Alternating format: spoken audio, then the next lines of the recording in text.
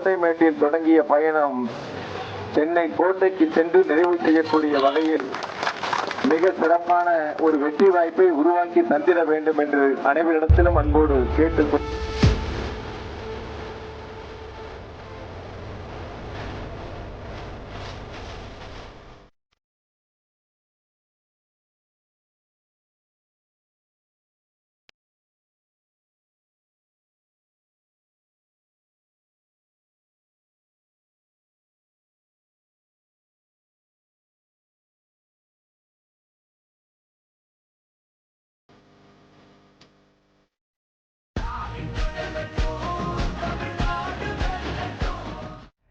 கோவை தெற்கு தொகுதி நம்ம வெற்றி வேட்பாளர் வி செந்தில் பாலாஜி அவர்களுக்கு உதயசூரியன் சின்னத்தில் வாக்களிப்பீர்.